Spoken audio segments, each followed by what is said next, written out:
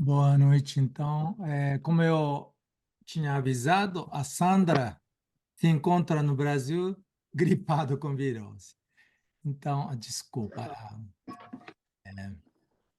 ela vai faltar hoje e hoje temos duas pessoas, né, para ajudar o nosso estudo. É o Marcelo e a Cíntia, né? Mas antes disso, eu gostaria de saber se vocês já acessaram o curso do site, né? Porque é muito mais fácil, né, estudar daquele jeito através do site, né? E, Eu não acessei e para ainda. mim, Eu não acessei ainda. você não acessou ainda. Eles já deram confirmação da sua inscrição? Sim, já. Ah, ótimo. Então, eles vão perguntar, assim, os dados pessoais de cada um, né? Se você é professor, essas coisas. E eu, como eu escrevi, quem não tenha um trabalho em alguma escola no Japão no momento, poderia simplesmente clicar, ah, marcar que é educador do Japão, né? E Hum, eu também fiz. O que eu fiz é marcar como eu não sou educador brasileiro, mas tanto faz. Eu coloquei educador brasileiro no Japão. E as outras coisas acho que não tem problema, né? E aí certo. vai avançando. E me parece, para mim, eu não tenho total certeza, mas os três primeiros capítulos são quase iguais com aquilo que a gente já tem estudado, né? Então, nesse sentido, a gente não perdeu tempo até agora. Só o quarto capítulo, que hoje o Marcelo e a Cíntia vão ajudar o nosso estudo, na verdade, é diferente, né?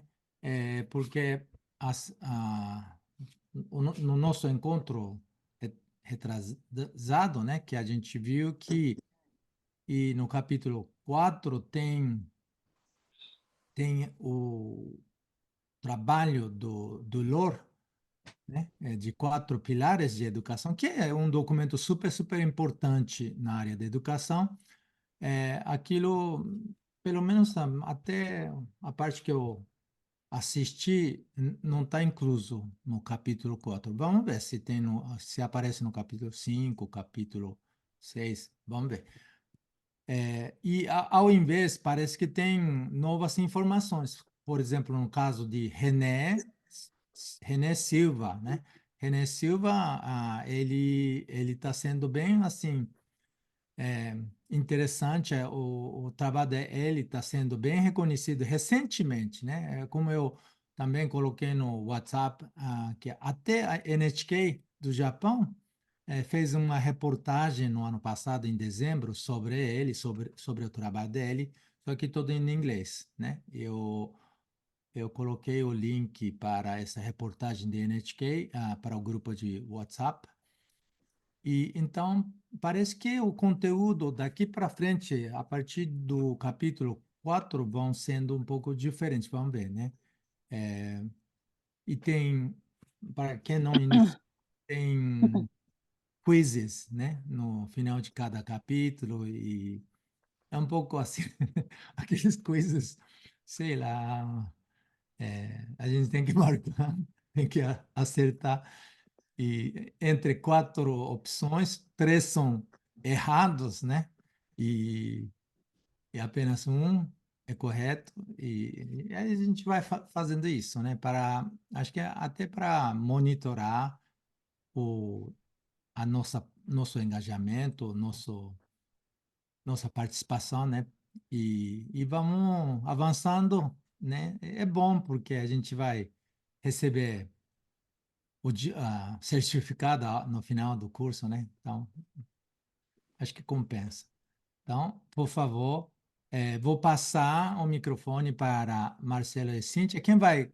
Vocês combinaram alguma coisa antes? Não. Não, não combinamos. Ok. Então, quem vai falar primeiro?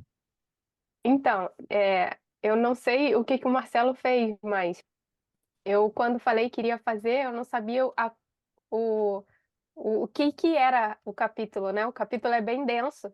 Ele tem 140 páginas, mais ou menos, e é bastante conteúdo. E, e aí eu fiquei, será que eu vou fazer isso tudo sozinha? Ou é eu e o Marcelo, eu faço uma parte, o Marcelo faz outra? Mas aí eu nem me entrei em contato com o Marcelo também não entrou em contato comigo, e aí eu não sei, eu fui indo até uma parte que eu consegui, e aí depois disso eu dei uma olhada por cima, só os tópicos que a apostila estava comentando, e finalizei, mas é bem denso o conteúdo. E assim, não é muito superficial, né? A fala é bem profunda, então tem várias análises, tem é, algumas sugestões para reflexões, né, no término de cada tópico. Então, ele sugere que o professor, caso ele trabalhe já em sala de aula, ele dê exemplos, né, do conteúdo ali abordado, tipo, como é que ele trabalha a cidadania, como é que trabalha a autoimagem, como é que trabalha o cognitivo, e enfim, é bem assim, né? E aí, Marcelo, me diz aí o que que você fez e a gente vai aqui indo. Eu acho que o que eu fiz é muito parecido com o que você fez também. O capítulo é bastante denso e no começo, assim, tentei ir bem devagarzinho para entender aprofundamente, mas eu vi que era muito denso. Mas assim, consegui terminar são mais de 100 páginas, né? Uhum. Consegui ler todas as páginas e tentar, assim, fazer um resumo. Fiz um resumo, assim, geral, na verdade, né? Do que eu entendi. Então, é, você pode começar, posso acrescentar no final o que faltar, se for o Tá. caso, né? Provavelmente vai faltar, a parte do finalzinho ali vai faltar. Eu tava tentando montar em slide, né, para compartilhar a tela e aí fazer um negócio bem dinâmico, mas eu vi que não ia dar tempo. Não Aí ia eu dar acho que tempo. eu fiz que uns 15 slides só, 20 slides aqui que eu fiz, que eu vou acompanhar a minha fala, mas assim, ficou bem tarinacatá. Ótimo. Você Tá ok? pode compartilhar a tela? E posso tentar compartilhar a tela só. Eu consigo fazer isso aqui? É, Compartilhar. você falou que você preparou slides, né? Sim. Então, aqui embaixo tem o botão verde que você Uhum. clica e vai Tá, mostrar opções. tá. Peraí que eu vou entrar pelo laptop, porque eu não fiz no desktop, eu fiz aqui no laptop Hum. e tá aqui. Então eu vou entrar por aqui e vou compartilhar a tela só um instante. Marcelo, se você quiser ir indo, não, espera, por favor. Já vou, já vou. Deixa eu entrar por aqui. Eu acho que vai duplicar a minha imagem aí, né? Eu não sei se você tem que aceitar, professor. Se precisar aceitar, você aceita aí mais uma chamada minha, por gentileza?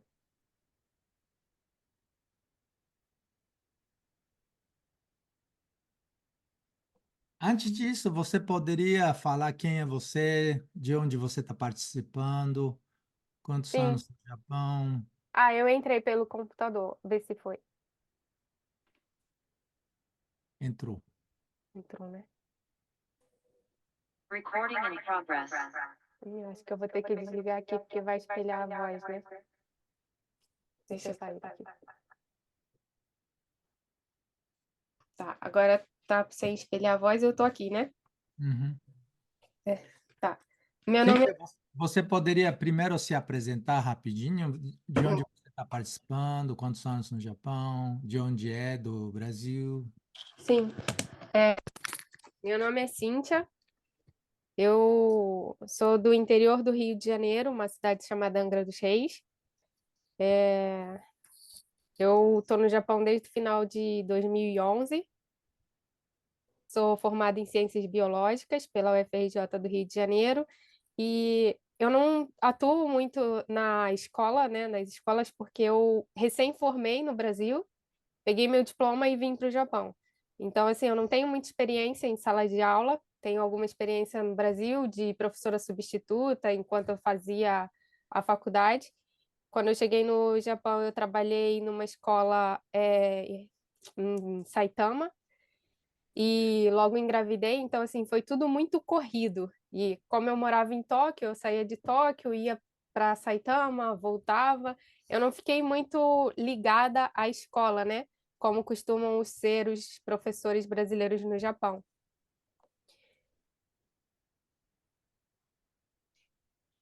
E Mas eu sempre busquei, né, continuar estudando por conta própria. Eu tenho duas filhas, eu ensino a língua materna em casa para as duas, para vizinha e para a filha de uma amiga.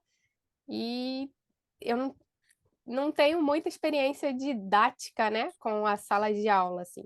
Eu, eu nunca atuei assim em nenhuma frente de projeto, por exemplo. Eu, no Brasil, trabalhei com pré-vestibular, eu trabalhei com ensino primeiro ano, segundo ano, terceiro ano do ensino médio, então era aquela correria do pré-vestibular, né? Tudo era focado para as provas em cima do pré-vestibular. E então, assim, essa parte que eles entram, por exemplo, no material que a gente está estudando sobre é, a autoimagem do aluno, como é que ele se vê na sociedade. Nada disso eu trabalhei dentro da sala de aula. Eu trabalhei indiretamente, né? Porque a gente é professor e precisa, né, passar por essas esferas, mas o foco não era esse. Então, né, era sempre o conteúdo para ser aplicado na prova de vestibular ou para. E é isso. Eu já participei de um evento do Beijo Me Liga. Ah, é. Minha filha tinha 1 ano e 8 meses. E foi muito legal. Eu adorei, assim, foi super. Nossa, quem é aquele professor? A primeira vez que eu te vi, né? Quem é aquele professor que criou isso, né? E desde aí eu sigo você, eu sigo seu trabalho e eu admiro muito. Obrigado. De nada. Agora, como é que eu faço para compartilhar a tela? Aqui embaixo tem botão verde, está escrito Sim, compartilhar ou share screen. um botão verde. Ok. Aí eu escolho a tela e compartilho, né? Tá. Uhum. Dá para ver alguma coisa? Já entrou? Não Ainda entrou? não. Eu acho que tem que habilitar o Zoom, né? Nossa, tem que botar senha? Senha? Não sei, aqui pediu uma senha. Senha do seu computador, né? Provavelmente, né?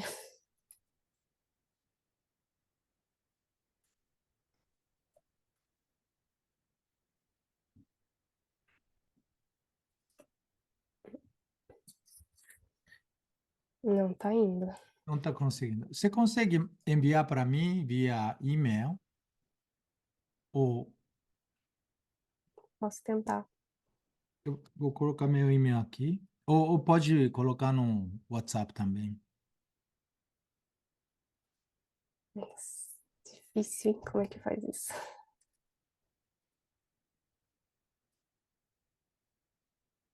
Eu coloquei meu endereço de e-mail no chat.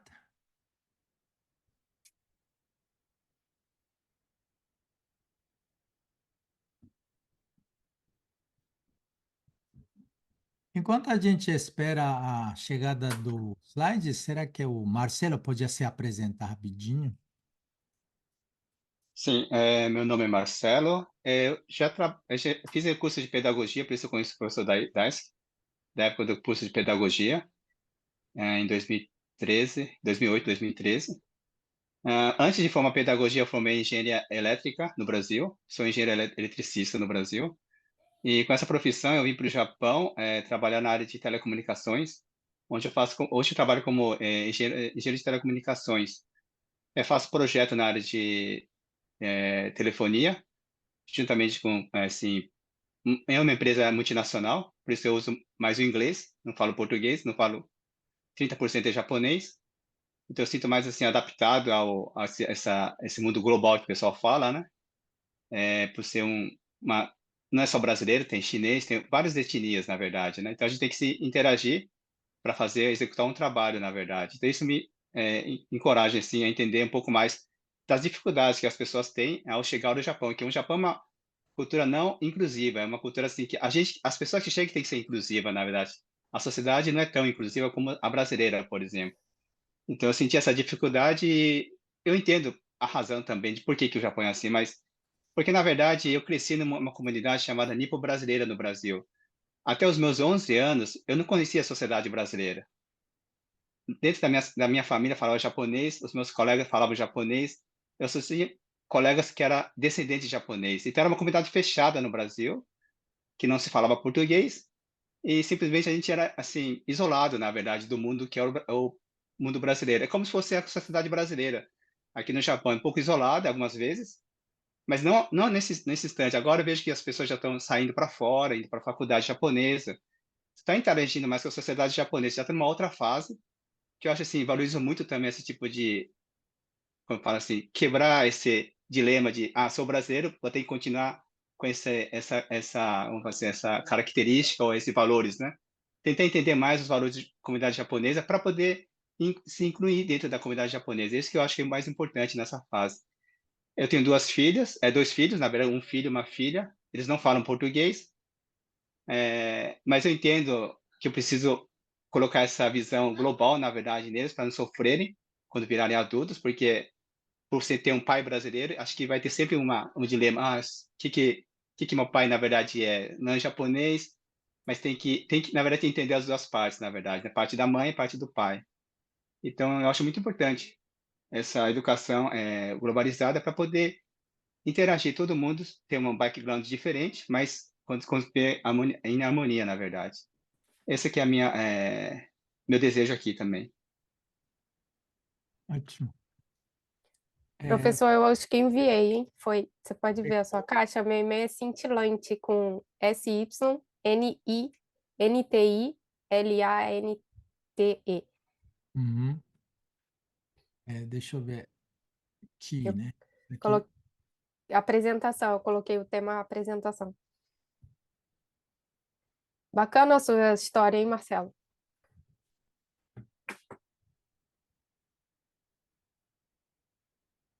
Hum, Obrigado. Keynote. Eu tô abrindo o Keynote. Meu computador é meio devagar. Você podia começar falando, Cíntia? Sim. Então, o capítulo 4 da unidade 2 ele começa falando sobre a conquista, né, pela cidadania, de um modo histórico. Ele comparou a cidadania com como é que fala? Hein? Peraí, eu não quero ler, com os direitos humanos. Ele comparou a cidadania com os direitos humanos. Eles fizeram uma relação, né, entre as conquistas históricas. Ah, conseguiu aí, professor? Uhum. Obrigada. Está lá no primeiro capítulo.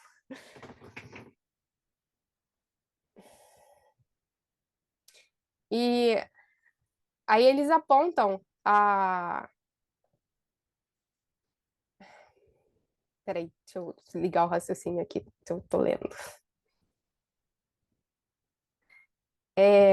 As lutas, né, que. Não, peraí.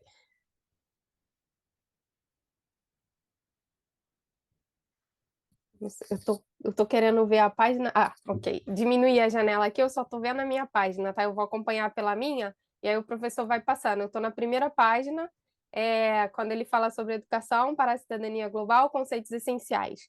Então, ele colocou lá conceitos essenciais e foi pontuando. E aí, a conquista histórica que ele cita é os momentos principais, né? Desde, acho que 400 antes de Cristo, né? Deixa eu olhar aqui. Eu estava mostrando a página 9, agora eu estou na página 2 Ah, tá. dos seus slides. Tá. Quando ele começa para falar sobre cidadania global, precisa-se antes entender sobre os direitos humanos, né? Tá todo mundo aí onde eu tô?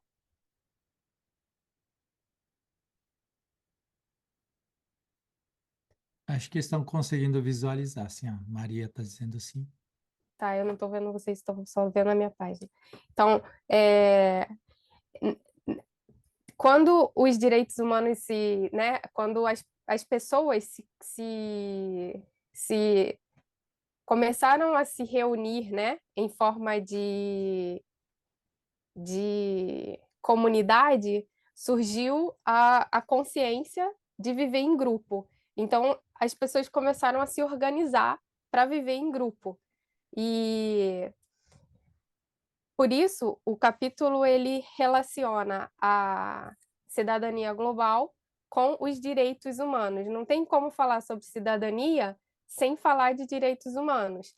E aí ele diz que no texto é dito que os direitos humanos eles foram conquistados ao longo da história. Não tem como falar de direitos humanos como sendo algo que começou e acabou no mesmo período, né? É algo que vai sendo criado ao longo das épocas e a gente não passa por essas épocas, né? Porque a gente não tem vida útil para isso.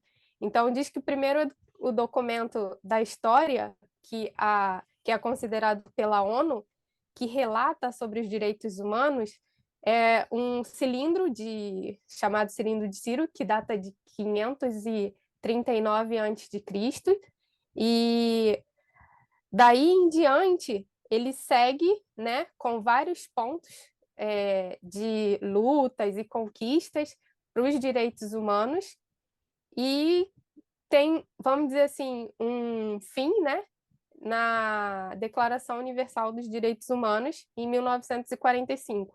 Então, de 530 a.C. até 1945, com a Declaração Universal dos Direitos Humanos, né, a gente pode dizer que as pessoas foram reconhecidas diante da sua dignidade humana, vamos dizer assim, né? Começou-se a ter aquele desenho de ser humano com dignidade, porque antes disso era muito difícil ter essa percepção. Então, ao longo dos anos, de 539 a.C. até 1945, isso foi sendo construído e, né, a vida era muito difícil, né, era uma barbárie, vamos dizer assim. Existiram épocas de barbáries, né, dentro desse período de tempo, até chegar a essa Declaração Universal dos Direitos Humanos, que começa a dizer que o ser humano ele precisa ser reconhecido como uma raça digna, vamos dizer assim, de algum direito, né? De um reconhecimento. E isso aconteceu depois da Segunda Guerra, onde houveram atrocidades, né, cometidas e começou-se a discutir sobre a civilização do ser humano e de direitos que esses seres humanos tinham, né? Tipo, direito à vida, e assim foi seguindo. Aí, pode passar lá para a página 5, professor, por favor, que Estamos no 5. está na 5? Então, com o conceito de cidadania global e o conceito de cidadania nacional, eles se diferem em alguns aspectos, né? Depois dessas barbáries, dessas descobertas todas sobre o ser humano e desse aparato de coisas que surgiram, né? A cidadania global começou a ser pontuada e a cidadania nacional. Surgiram vamos dizer assim, dois focos de cidadania, né? Eu tenho uma cidadania global e uma cidadania nacional. Só que uma difere da outra, né? De acordo com o documento. Diz que cidadania global e cidadania nacional se diferem por a cidadania nacional ter um status vinculado ao Estado, ou seja, a nação, sendo assim excludente. Então, o documento diz que a cidadania global é algo que é excludente, né? A cidadania nacional, perdão. Cidadania nacional é algo que exclui, uma vez que está relacionado à nação. E a gente não vive, né, só na nação atualmente. Hoje a gente vive de forma global, né? Então, o documento ensina a gente a ser pessoas locais pensando de forma global. Então, quando se define a cidadania global apenas, né, diz que limita o cidadão àquela norma, aquele direito, aquela proteção. E a cidadania global é uma cidadania mais ampla, né, que dá direitos iguais a todo ser humano. Então, essa é a inclusiva, que ele diz, né, que atravessa fronteiras políticas, culturais, sociais e históricas. E essa cidadania parte do princípio de que todos os seres humanos são detentores dos direitos essenciais, né, elencados naquela Declaração dos Direitos Humanos de 1945, que foi o marco mais importante para a humanidade quando considerados direitos humanos.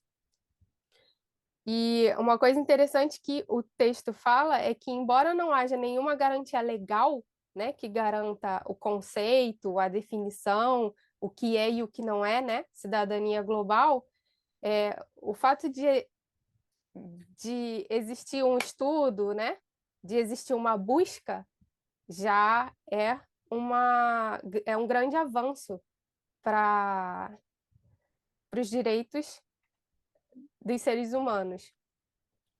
Acho que isso ele fala na página 6, né?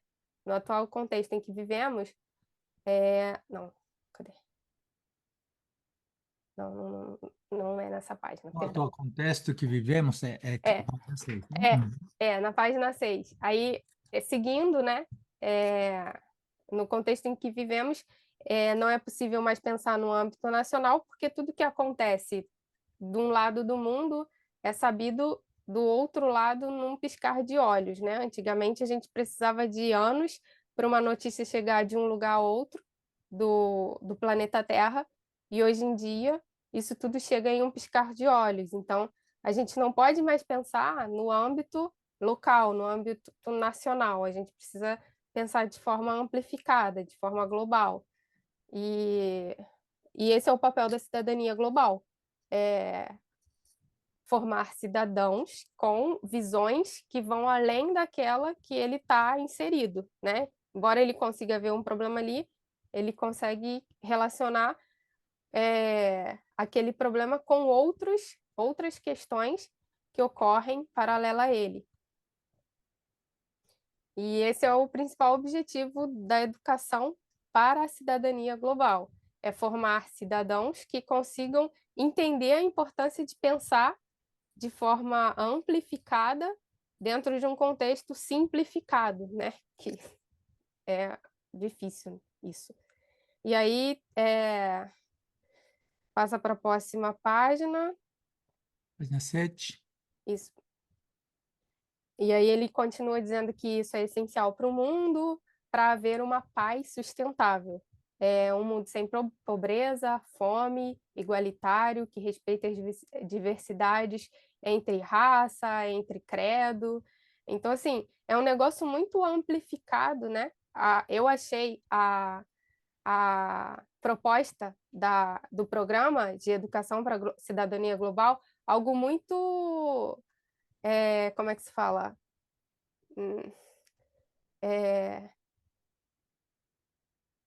Fugiu a palavra aqui, mas é algo muito simplificado, de forma ousado, algo muito ousado, né? Você jogar essas informações para o mundo, né? Para criar pessoas que tenham a capacidade de pensar dessa forma, é uma coisa que demanda de tempo, na minha visão, né? Então, assim, eles estão sendo muito ousados em jogar essa visão essa meta, né? Na verdade, é essa meta. Então, a cidadania global visa pelo mundo sem fome, sem pobreza, igualitário, que respeite a diversidade. Então, assim, é algo que bate de frente com muitas questões, né? Na minha visão, é algo bem.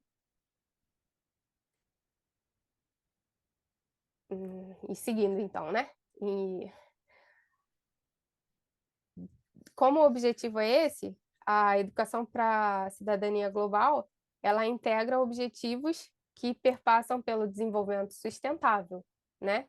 Que é gerar estudantes que pensem de forma sustentável, ou seja, o que que esses estudantes precisam executar, né, para cuidar também do ambiente que eles estão. Então, tudo isso ele vai jogando de forma reflexiva para a gente pensar. E a educação para a cidadania global, ela não visa apenas o conhecimento formal do direito humano, né, as relações internacionais e globalização, mas ela pensa em dar subsídios para os estudantes de todas as idades, né, com valores, conhecimentos, habilidades que sejam baseados e que promovam o respeito e o direito humano, a justiça social e a diversidade, a igualdade de gênero, a sustentabilidade ambiental. Daí ele vai para a próxima página, né? E aí a gente entra nos 4 pilares, que é o que o professor falou no início, que é o alicerce, né? Da educação para a cidadania global. É onde está tudo baseado em aprender a conhecer, aprender a fazer, aprender a ser e aprender a viver juntos. Então, diante desses temas principais, vai se dando informações para a pessoa aprender a conhecer, aprender a fazer dentro da comunidade, mas sempre pensando no todo. Daí eu coloquei aqui o que o texto fala como principal, né? Aprender a conhecer, combinando conhecimentos gerais com domínios mais aprofundados de um número menor de assunto, de modo a beneficiar-se das oportunidades oferecidas pela educação ao longo da vida, aprender a fazer a fim de adquirir competências que tornem a pessoa apta a enfrentar diversas situações e a trabalhar em equipe, em diversos contextos, família, trabalho, escola, aprender a ser para se desenvolver, para desenvolver a personalidade o melhor possível e estar em condições de agir com uma capacidade cada vez maior de autoestima, discernimento, responsabilidade pessoal, considerando suas potências como indivíduo, e aprender a viver juntos, desenvolvendo a compreensão do futuro, a percepção das interdependências e a capacidade de gerenciar conflitos pautados em suas ações e no respeito pelos valores do pluralismo, da compreensão mútua e da paz. Esses 4 pilares aqui, lá no final, ele fala sobre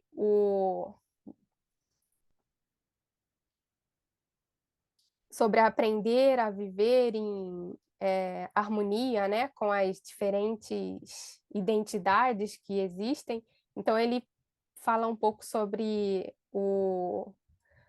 a formação do eu, né, como é que se forma a imagem da pessoa. Então, lá no final do documento, ele tece algumas informações sobre como é que a gente faz para aprender a viver junto, como é que a gente faz para aprender a ser, a fazer e a conhecer.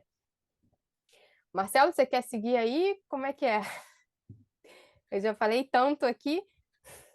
Eu posso continuar então uma parte aqui. Você se pode acrescentar, pode entrar aí na minha fala, pode sair, pode ficar à vontade, viu? Siga então, por favor.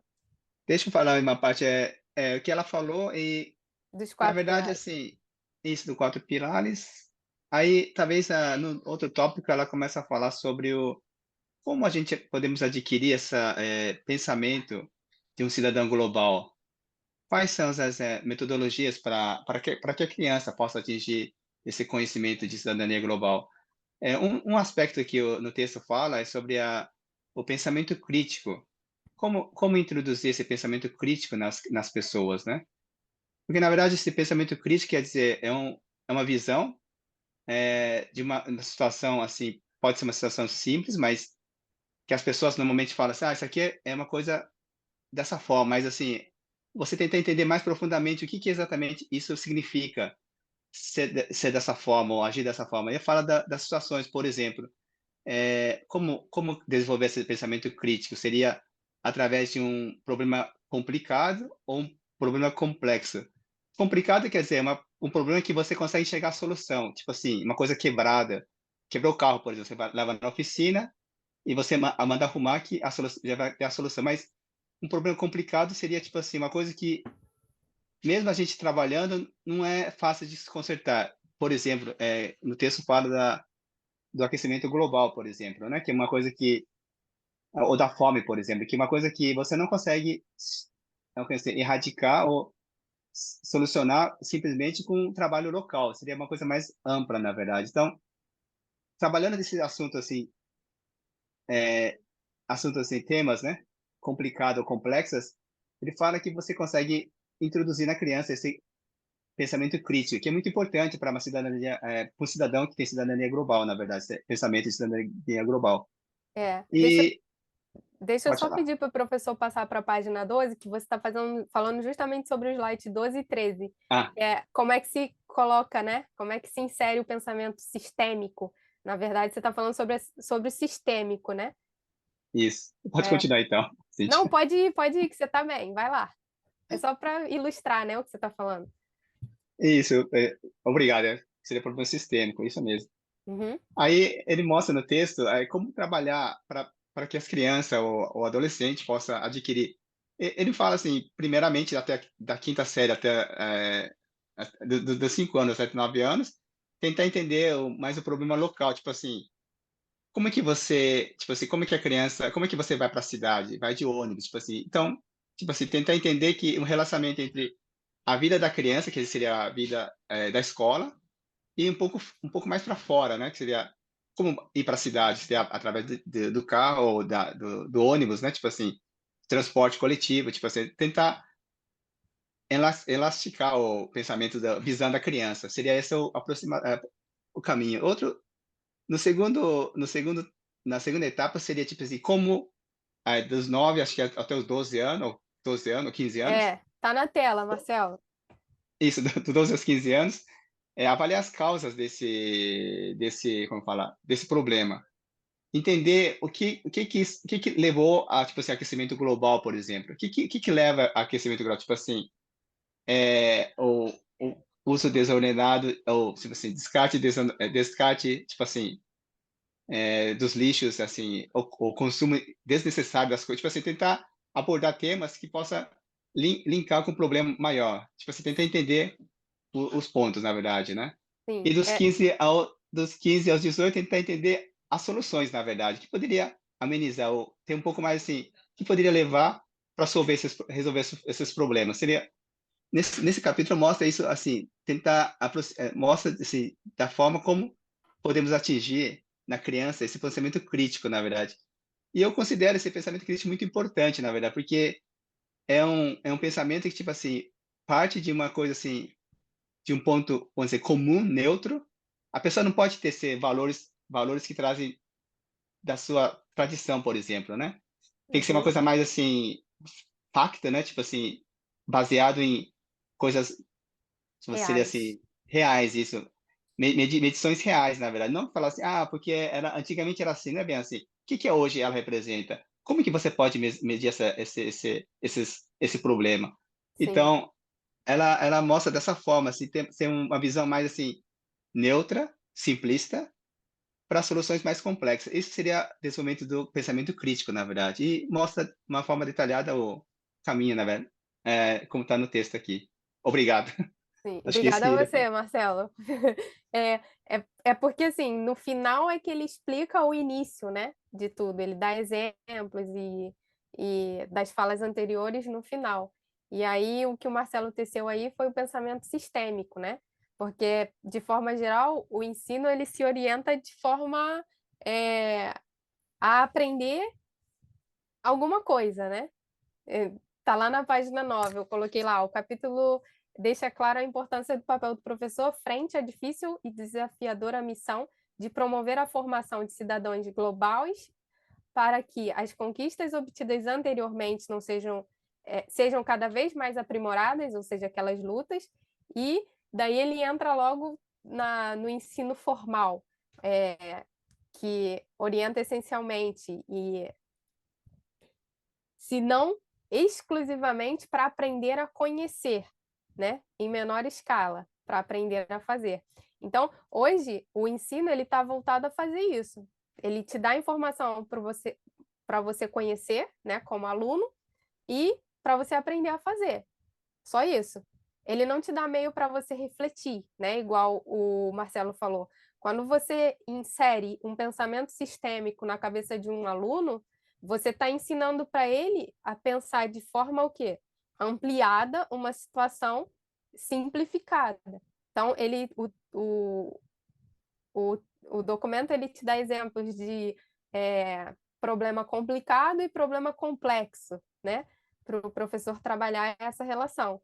Um problema complexo, ele não tem nada certo, né? Tipo, quando a gente fala de mudança climática, a gente fala de fome, a gente fala de questões complexas para a vida humana na Terra, a gente não tem o certo e o errado, a gente não tem o fim e o início, a gente tem algo que começou lá em 539 e continua, né, em, nas datas atuais. Então, assim, é algo dinâmico que está em constante mudança o tempo todo. Então, não é tão simples quanto a gente passa para o aluno, né, que é. Então, a importância de você fazer essa visão geral, né, essa visão sistêmica para o aluno começar a refletir desde cedo, contribui para ele se tornar um cidadão global dentro dos parâmetros do documento. E o Marcelo falou tudo muito bem, o que eu botei aí nos slides. E quando ele falou dos níveis, né, das séries, educação primária, início nível 1, nível 2, secundária, pelas idades, de acordo com a visão do documento da Unesco, os principais objetivos de aprendizagem que norteiam a formação de um estudante no tocante do entendimento de questões que afetam a interação e a conexão entre comunidades em um nível local, nacional e global, é você primeiro ensinar para o aluno, no caso de 5 a 9 anos, das séries iniciais, né, aprender a identificar as coisas, não é só a como faz, e não é só a fazer. Primeiro ele vai identificar, depois ele vai investigar, depois ele vai analisar as causas, depois ele vai analisar essas causas de forma crítica e analisar e propor respostas adequadas. Então, quando se desenvolve isso na criança desde os 5 aos 18, ele começa a criar uma visão mais sistêmica do assunto. Então, por exemplo, você pode colocar um tema para alunos de 5 a 9 anos, né? Identificar uma questão ambiental, por exemplo. Ele vai só identificar.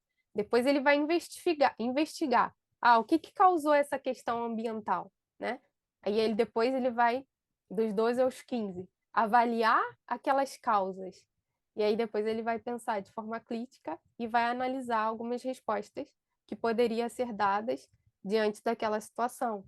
E isso tudo aqui, ele diz que está relacionada a capacidade cognitiva do aluno, né?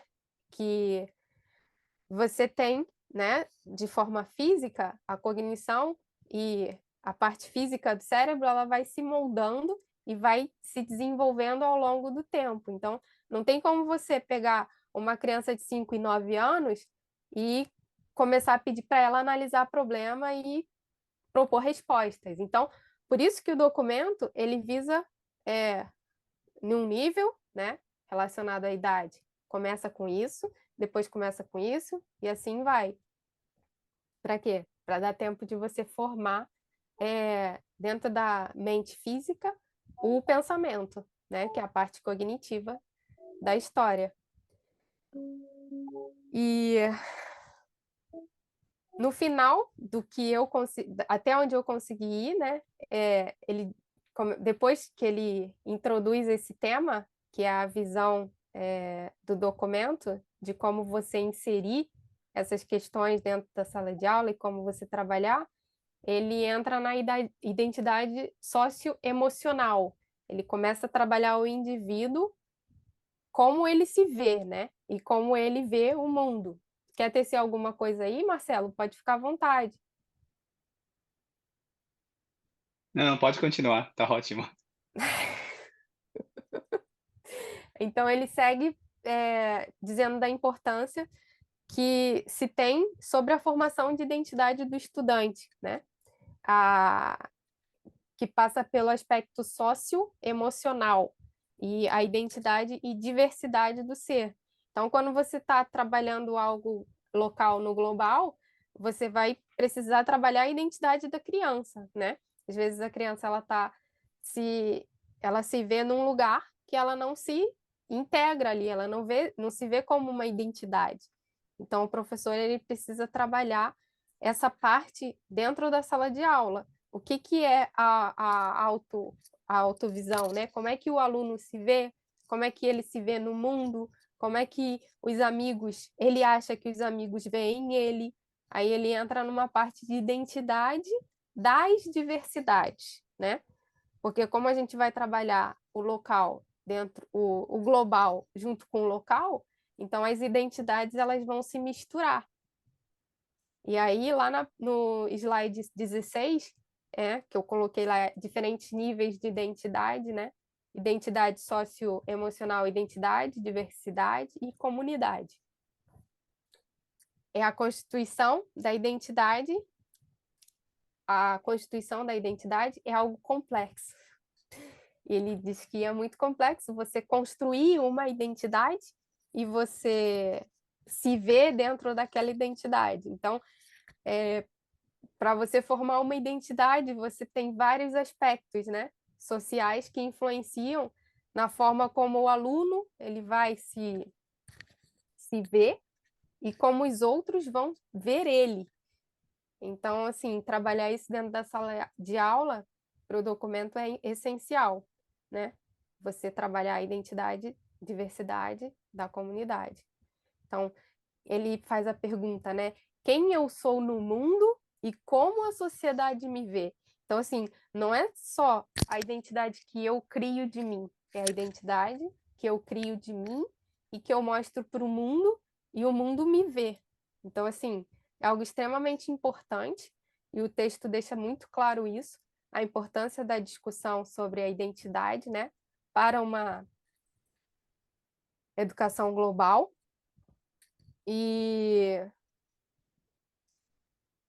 ele segue assim, algo importante na discussão sobre a identidade para a educação pela cidadania global é que ela não pode ser vista como imutável e restrita ao local onde você vive ou à sua sociedade familiar. Nossa identidade é elaborada durante toda a vida pelas relações que temos, os aspectos onde estamos, o conteúdo que consumimos, os valores que vamos construindo com o passar dos anos. Então, assim, não é algo fechado, né?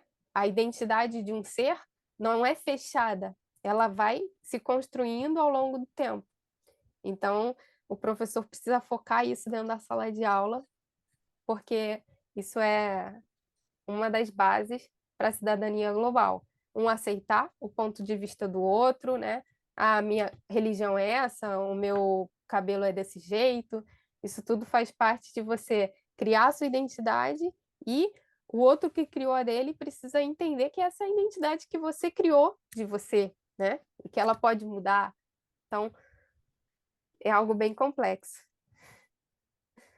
Que a nossa identidade, né, vai sendo formada de acordo com várias relações.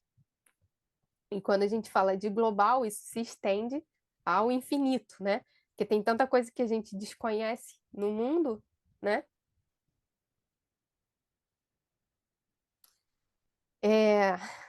Daí, depois da página 16, ele vai para níveis de identidades e grupos sociais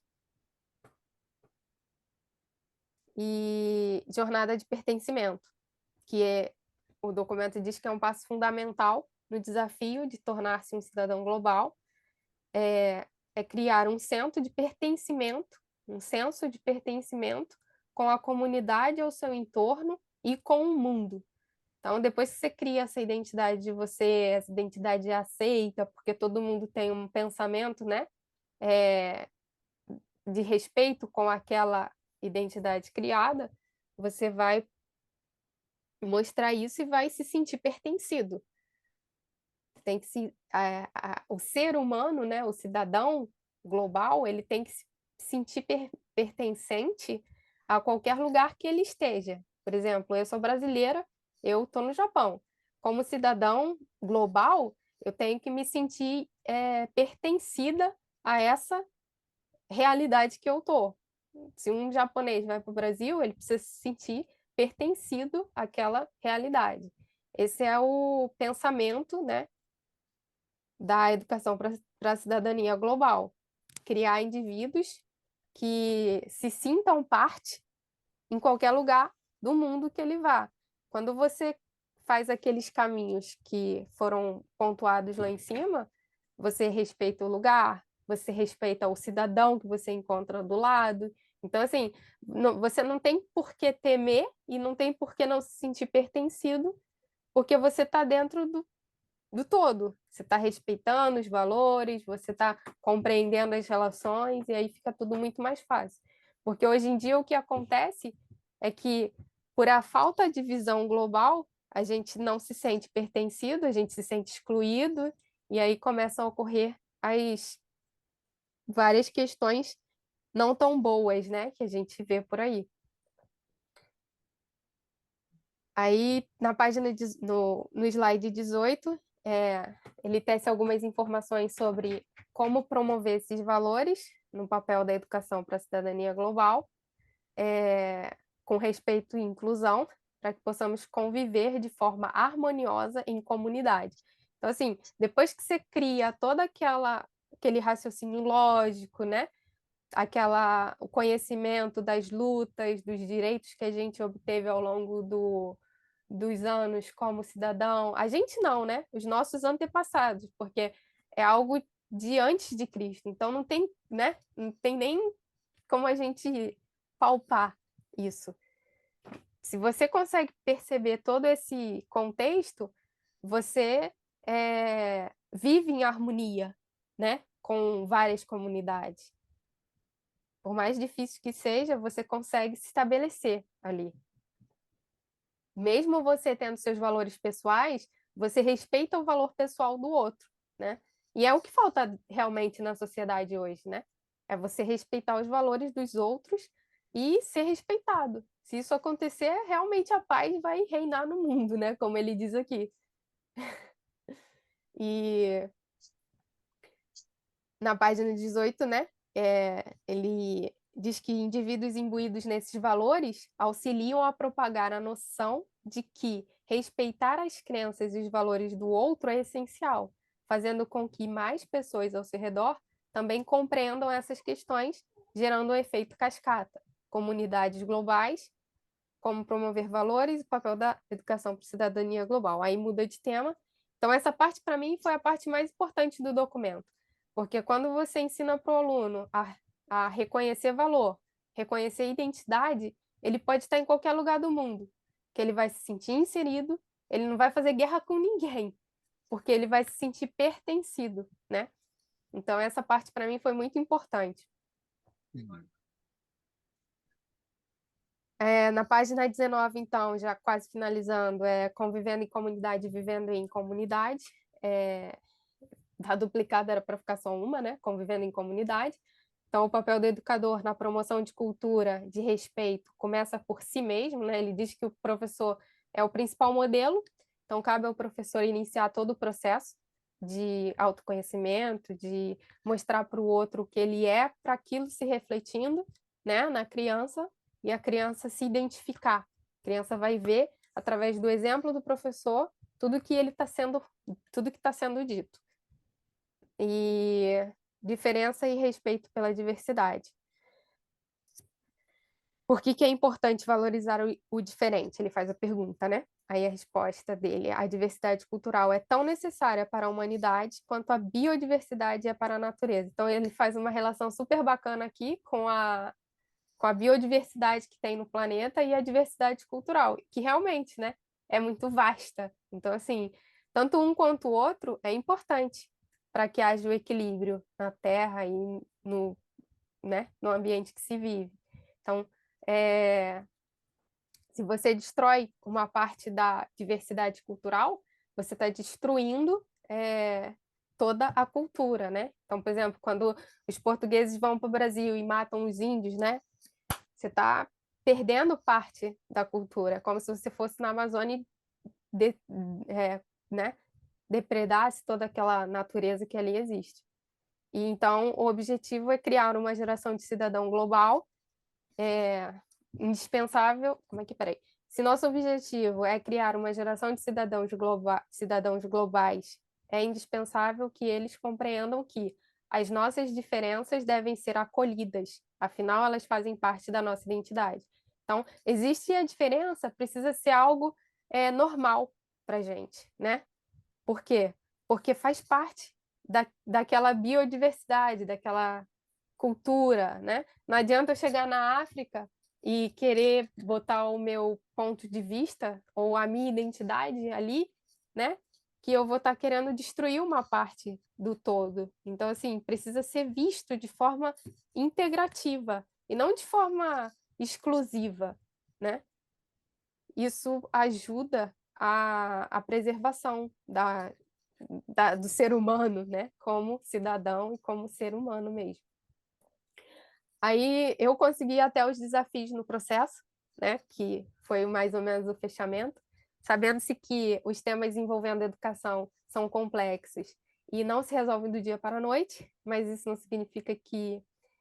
sabemos, né? Sabendo-se que os temas envolvendo educação são complexos e não se resolvem do dia para a noite, mas isso não significa que esse desafio seja impossível. Dito isso, a própria ONU elaborou o ODS de 17 metas, né? E aí aqui tem as principais, as metas ambiciosas e conectadas para que o nosso planeta se torne um ambiente de paz e prosperidade até 2030.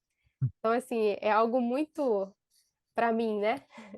É algo muito ambicioso e muito bacana de se ver alguém pensar, né? Porque até então eu desconhecia esse documento, fiquei muito feliz de conhecer. Então, a meta até 2030 é que o planeta se torne um ambiente de paz e prosperidade para todos que vivem nele. Então, dentre as metas tem igualdade de gênero, redução da desigualdade, educação de qualidade para todos. São várias, né? São 17 metas. Aqui eu pontuei 3. Eu consegui ir até aqui, não sei se pelo tempo também já, acho que já acabou, né? Não sei se Marcelo quer tecer alguma informação sobre, mas eu queria dizer que tudo isso para mim é muito novo, eu desconhecia no documento, eu desconhecia a meta, desconhecia tudo que estava aqui dentro desse documento que eu estudei, e eu achei assim algo desafiador para a humanidade, né? Se a humanidade conseguir alcançar, vai ser um passo, né? Meus filhos vão viver num mundo totalmente diferente do meu, assim como eu vivo num mundo totalmente diferente dos meus bisavós e tataravós. Então, assim, a, o contínuo progresso, né? A contínua evolução de fato, né? E é isso, professor. Foi até aqui que eu consegui ir. Marcelo, me ajuda. Se você quiser acrescentar mais alguma coisa, fica à vontade. Não, Marcelo, tá ótimo, Cíntia.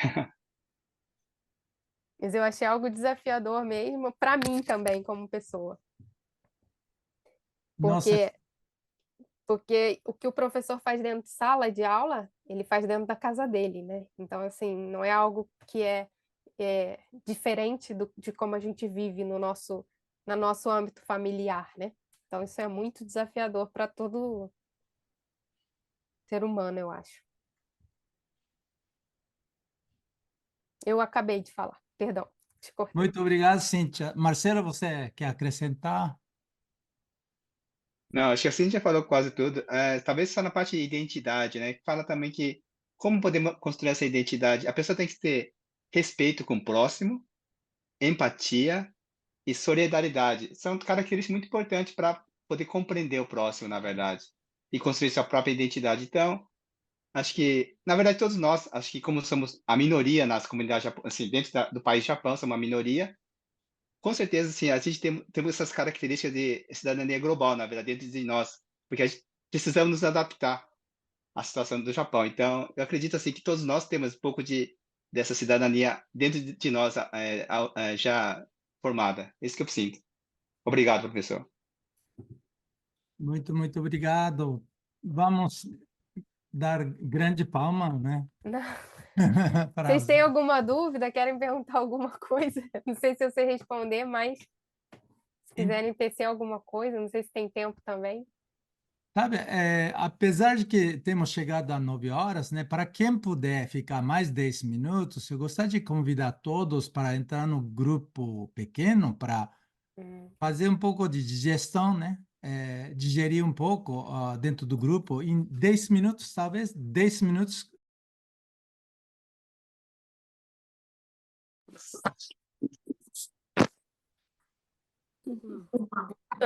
Sempre muito abrupto, né? Quando a gente voltar. Então, mas eu gostaria muito de agradecer a Cíntia e o Marcelo pelo belo relato, né? Da leitura. Obrigada, pessoal. Eu gostaria de convidar cada grupo para, né, comentar o que foi conversado dentro desse pequeno espaço de 10 minutos, né? Mas antes disso, eu queria realmente assim pedir para todo mundo entrar, acessar o site e começar a estudar através do site, porque realmente é diferente da apostila que a gente tinha, né? Eu estou pensando, talvez a gente teria que dedicar o encontro para catch up, né? Para chegar no lugar onde estamos, porque muita gente parece que ainda não acessou e outros que já acessaram e tal. Então, no próximo encontro, vamos chegar até o capítulo 4, todo mundo, né? Vamos ver se a gente consegue é, planejar para estudar capítulo 1, capítulo 2, capítulo 3, que são mais simples, né? O que a gente já tem estudado, né? Maioria do conteúdo a gente já tem conhecimento, então não é muito difícil.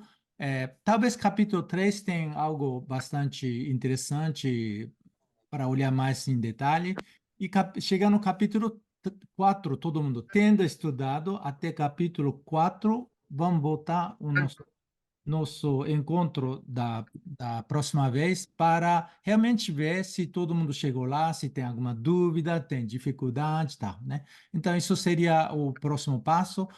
Então, tendo falado isso, eu vou relatar do meu grupo, que é da Elizabeth e da Elaine, né? E nosso grupo, a Elizabeth tem essa observação de que a comunidade brasileira realmente tem um problema de participação na sociedade japonesa. Tem problema de participação. Isso é a queixa da Elizabeth sempre, porque ela observa que os brasileiros não têm essa, essa participação responsável para contribuir na sociedade japonesa, tem dificuldade, talvez, de idioma e outras questões, mas também falta esforço para aprender o idioma e o costume do Japão. Isso é a observação da Elizabeth. E a Elaine também compartilha a observação da Elizabeth, mas também ela acha que tem uma falta de oportunidade, tem uma falta de informação, tem uma falta, eu diria, falta de comunidade para pensarmos juntos, né? Então, isto é algo que a gente, talvez esse grupo poderia mobilizar para ver se a gente cria uma comunidade brasileira aqui no Japão, né? Olha, hoje eu fiquei emocionado ao ouvir a Cíntia falar da identidade, pertencimento, né? Olha, eu sou japonês, eu tô pertencendo à comunidade brasileira. Isso foi foi a mudança, grande mudança o que aconteceu na minha vida. Sem ter tido essa oportunidade, minha vida tem um valor pela metade, né? Então eu fiquei emocionado ao ouvir a explicação da Cíntia e do Marcelo. Muito obrigado. Então, próximo grupo eu vou passar para quem vai falar? O grupo da Bia. Pode falar Bia, outra pessoa? Nami? Bia é Nami, hein? Isso, na minha. No Japão, sempre estudou na escola brasileira. Sim. Eu comentei um pouco sobre os problemas complexos e os complicados, né? Que eu estava comentando também junto com a Amanda e com a Maria e com a Tanaka-san. Sobre esse tema, e também a gente falou sobre sobre a identidade também, né? Aí também aí a Tanaka-san comentou também que a gente pode trabalhar com o conteúdo do capítulo 4 com coisas simples, né? A gente também comentou sobre as oportunidades, né? Mas nós, né? Que a gente que poderia estar criando essas oportunidades para as crianças de hoje em dia, né? A gente se não consegue trabalhar dentro das escolas, então pensar como que poderia trabalhar isso com as crianças, né? E poderia estar ensinando com coisas simples, né? Como que ela comentou, por exemplo, pegando as crianças para passear, explicando um pouco sobre geografia, aí poderia ligar também com o meio ambiente também, né? E a Amanda comentou sobre a identidade, né? Que é bem pouco trabalhado, era bem pouco trabalhado dentro das escolas, era isso, Amanda? Desculpa, né? E que poderia pensar também, né? E a Maria comentou também sobre o tabum kakyose, que é uma coisa que é uma palavra criada pelos japoneses, mas que eles também não têm uma compreensão tão grande sobre o assunto, né? Então, que pudesse espalhar mais entre os japoneses, né? Como que são os estrangeiros, né? Ter 興味を持ってくれる eles ficarem mais interessados, né? Também em nós, né? E acho que é importante compartilhar a nossa vivência, né? Acho que sempre compartilhando, conversando com gente diferente, sempre vai ser um ponto positivo a mais na nossa vida, né? Eu acho que eu consegui resumir. Desculpa se tiver alguém para falar, pode estar comentando. Obrigado, Bia. Mitia, qual o grupo que você pertenceu?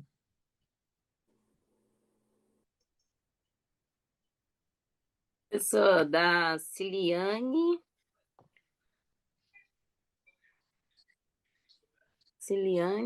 Kaoano e Sasaki. Porque E a Yuriko, né? A Yuriko que ficou faltando falar, né, também. a Yuriko que não conseguiu. But you can go to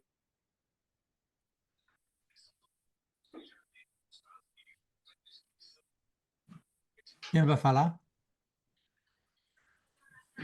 Mitia, tu vai falar? Não. A Ciliane, eu sou a que menos fala, a Ciliane. Eu acho que eu falei muito. Pode ser a Yuriko que falou tão pouquinho. É a Yuriko, verdade. Yuriko-san. Deixa a Yuriko falar. Assim, eu falo. Yuriko. Yuriko-san. Desculpa, tá difícil de falar aqui, Ciliane. Você pode falar que eu preciso deixar no mudo aqui. Ok. O que a gente considerou, foi até de comum acordo, é muito bonito todo esse capítulo na teoria, e ousado, como a Cíntia falou, realmente uma coisa ousada, até 2030, tanta coisa, essa transformação, né, parece utópica. Mas essas coisas, esses ODS, a gente que trabalha em escola, porque o que me chamou a atenção desde o começo é que isso, para mim, não está relacionado à escola, porque às vezes a gente está aqui, nós queremos falar, porque na escola, porque na escola, não. Isso está relacionado ao comportamento do ser humano no geral, envolve todos nós. Então, o que acontece? Nós, professores, ficamos com essa sensação porque nas escolas é o que a gente tenta aplicar. Olha, a gente precisa ser inclusivo, a gente não pode discriminar, a gente tem que ter afeto, a gente tem que ter um mundo melhor, cuidar do ambiente, né? Então, para a gente esse assunto é recorrente o tempo todo. né? E o que acontece? O que a gente vê parece uma coisa inversamente proporcional. O avanço tecnológico foi galopante no tempo histórico e, ao mesmo tempo, deixou as pessoas distantes uma das outras numa proporção que está difícil de se encontrar por causa desse avanço tecnológico. Todo mundo aí, né, ligado o tempo todo, cada um no seu mundo virtual. E a gente sente essa dificuldade e essa ousadia onde isso vai dar.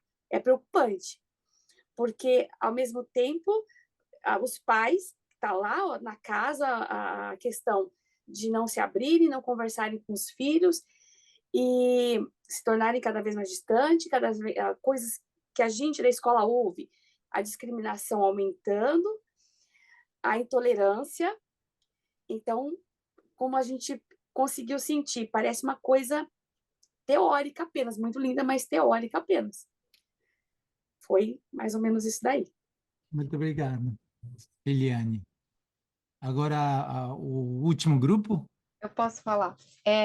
O meu grupo foi eu, a Lia, a Marcela e a Sandra, e o que a gente conversou foi justamente o que a colega agora falou, a Ciliane. A Sandra apontou isso como muito utopia, né? Ela falou, eu considero isso uma utopia. E aí, na hora, eu lembrei do filme Utopia. Ah, se o filme Utopia conseguiu, o ser humano também consegue, embora eles, né? Eles já viram o filme Utopia? Não?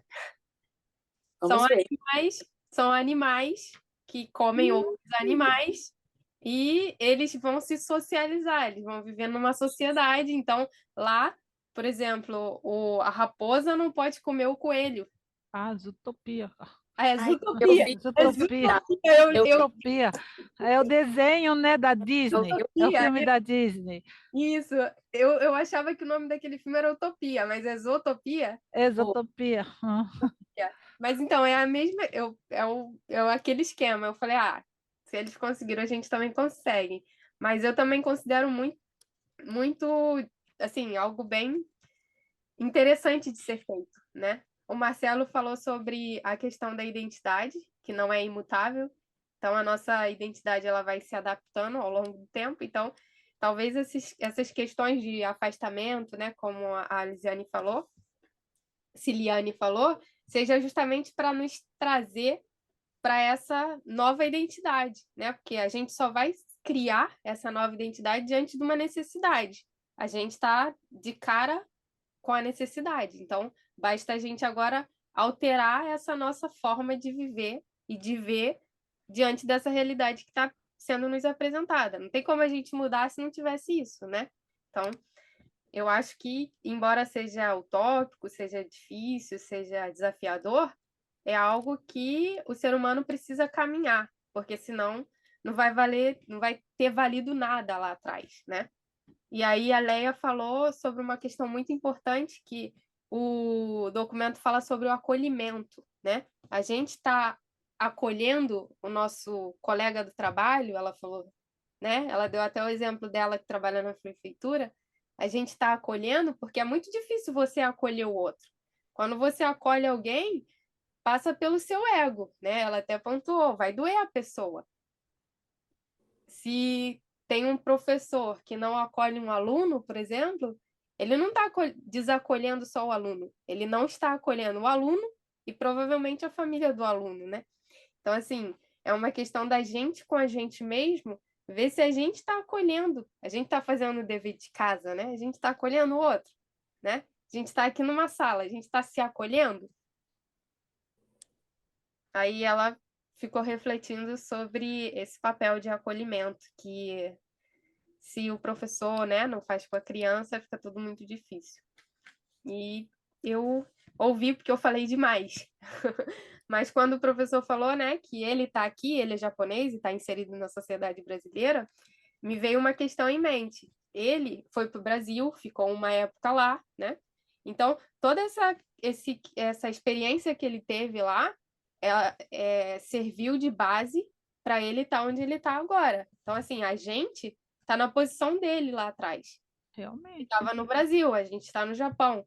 Então, assim, não é quem está aqui que precisa, né, fazer aquela alteração, é quem veio para cá que precisa compreender o que está acontecendo ali, até porque o que eu percebo é que, assim, os japoneses que saíram do Brasil, do Japão, os japoneses que saíram do Japão e conhecem uma realidade diferente da deles, eles conseguem acolher muito bem o estrangeiro, o novo, o diferente daqueles que não saíram. Então, assim, é algo que é passível de compreensão, né? O cara viveu aqui dentro de uma ilha a vida toda, nunca saiu.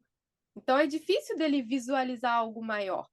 As pessoas que têm a oportunidade de sair e visualizar algo maior, elas é que estão com a visão mais amplificada, né? A gente saiu do Brasil, a gente está experimentando uma realidade totalmente diferente da nossa. Então a nossa visão, que antes era assim, ela começa a se abrir, né?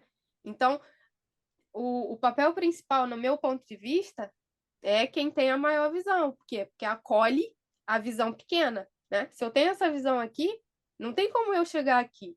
Se a minha visão está aqui, a minha visão perpassa por todas as outras, né?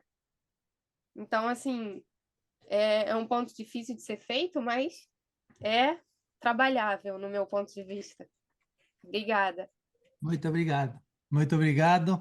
E muito obrigado por ficar 30 minutos a mais do que planejado.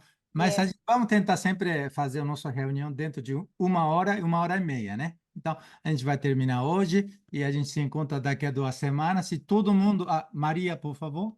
Daqui 2 semanas, né? Quando que seria o próximo? Tá. Seria daqui a 2 semanas. A gente se encontra tendo... 6 de junho, 6 de junho. 6. Tendo acessado o curso online e tendo chegado até o 4º capítulo, tá bom? E aí eu acho super importante o que a gente discutiu hoje, tem tudo a ver com a consciência, né? Porque a cidadania global é baseada na consciência, diferentemente da cidadania nacional, porque nacional a gente é garantido legalmente pela lei, né? E definido pela lei. Só que a cidadania global depende de nós, depende da nossa consciência. Por isso a importância da educação, né? Então, educação, diálogo, conversa, esforço, comunidade, todo o nosso esforço, o que a gente está fazendo, é super importante para o futuro, né? Porque isso é do futuro. Olha só, no momento atual, ninguém impede a guerra acontecer, porque aquilo é a questão, porque não tem lei que proíba as guerras, né? A guerra pode ser impedida somente através da consciência, né? Então, no mesmo sentido, nosso pertencimento, nossa identidade, nossa cidadania global depende puramente da consciência. Por isso, o grande trabalho nosso de educadores para criar a consciência, né? Porque nós estamos criando o futuro baseado na consciência, não somente na legalidade. Então, muito obrigado. Professor, pode falar só a data que vai ter os seus encontros presenciais, que eu esqueci, eu só gostaria de anotar. A gente se encontra 2 em 2 semanas. Não, o presencial, 1 de outubro, outro de dezembro. O outubro é o seguinte, a gente tem que conversar um pouco, porque do outubro é o encontro da Unesco com os jovens, né? E, claro, vocês são muito bem-vindos e preciso saber quantas pessoas, porque amanhã estou indo para o centro de Olimpíada para reservar os quartos. Então, eu vou ver a disponibilidade e uma data é dia 18, 19 e 20 de outubro. Esse é o meu evento aqui em Tóquio. 18, 19 e 20, sobre a questão de sexualidade e gênero, mais do gênero, igualdade do gênero. Isso é dia 18, 19 e 20 de outubro. Agora, o encontro de Tendi, Universidade de Tendi, organizado por Yamada Sensei, é dia 7 e 8 de dezembro. Dia 7 e 8 de dezembro. E o nosso encontro, essa bissemanal, o nosso que a gente está tendo hoje, isso vai ser, a próxima vez vai ser dia 6 de 6, dia 6 de 6, né? 2 em 2 semanas. Obrigada. Por favor, acesse o site e vamos estudar até quarto capítulo, tá bom? Então, muito obrigado. Até daqui a 2 semanas. Muito Boa obrigado. noite. Boa noite. Obrigado, Cíntia. Obrigado, Marcelo. Boa noite. Boa noite. Boa noite. Boa noite a todos.